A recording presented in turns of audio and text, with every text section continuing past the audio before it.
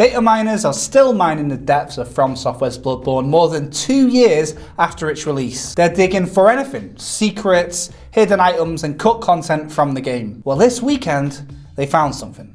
Something big. 2015's Bloodborne is a game full of, if not built around, secrets and Easter eggs. But whatever was deliberately placed into that game by developers From Software is clearly not enough to satiate some fans. Fans are still digging through the bowels of the game to see what they can find. YouTuber and data miner SanadasK revealed on Friday a whole boss fight that was apparently cut from the game. The Great One Beast was found using an unused Chalice Dungeon ID and a save editor with the help of expert Bloodborne modder Zuli the Witch. This data mine is just the latest in a weird influx of Bloodborne related news over the past few weeks. Chalice Dungeon hunters found a rare and thought to be previously undiscovered enemy in the form of the flaming undead giant not too long ago. And after that we got news that Titan Comics are releasing a new Bloodborne comic due out in February. Then we got a teaser trailer for something new from Software at this year's Game Awards in early December. So SanadasK has had this revelation recently, we'll obviously post a link in the description, where going through assets from the game and using, I think it's a save editor or a file editor, he's managed to uncover loads of things that were cut from the game. Now when you look at some of these, you can kind of see why they were cut from the game. Although they look cool,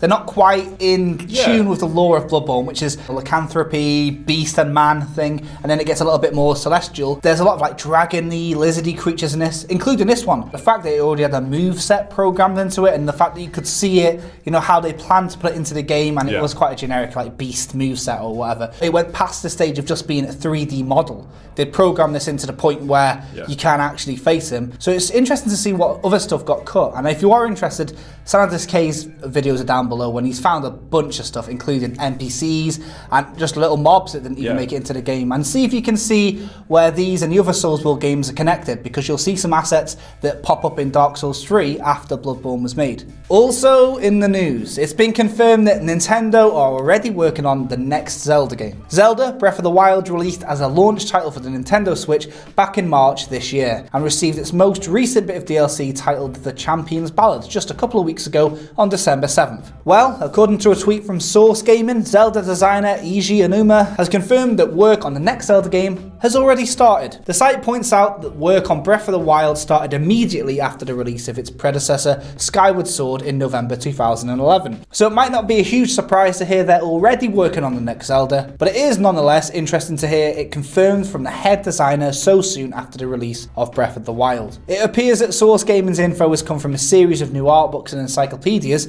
about Legend of Zelda, but it is worth pointing out that speaking to Game Reactor back in July, Aonuma said, quote, "We have no plans for a future Zelda. We are still far from all this, unfortunately for you. It's a lot of work that will have to be done over a long period of time, and we're still far from having planned anything." At the time, Aonuma said the focus was on creating DLC for Breath of the Wild. He did hint, however, that the open world design will be a mainstay for the series for the foreseeable future, and the next game will make better use of the Switch's HD Rumble feature. The Switch's HD Rumble feature being in the next Zelda game seems plausible. The foreseeable future is probably one more Zelda game. They take ages to make them. So. I mean, and so that's 5 or 6 years if they started working on Breath of the Wild in 2011. But they were building a new engine and whatever for that, and they were coming up with a whole new design philosophy because it was open world in a different way and all that sort of stuff. The way games are developed these days, you look at what Ubisoft does and stuff. They keep like 3 or 4 games on the boil at any one time, and it takes 4 years maybe to make an Assassin's Creed. I think that's well known as 3 or 4 years, and yet they're overlapping there constantly. They've got multiple teams working on it, so it's really no surprise that they're working on the next Zelda game. And it's interesting that the guy said earlier this year,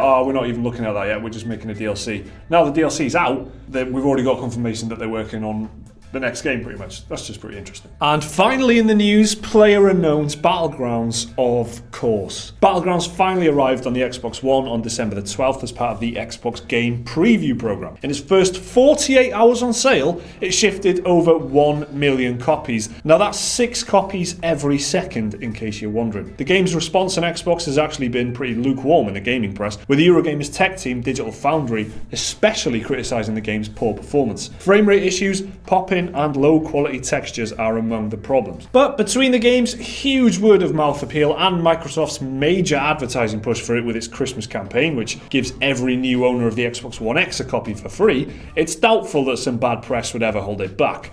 Those 1 million Xbox sales join the over 20 million sales the game has seen on PC, as reported back in November. So it's just flying out of the blocks. Of course it was.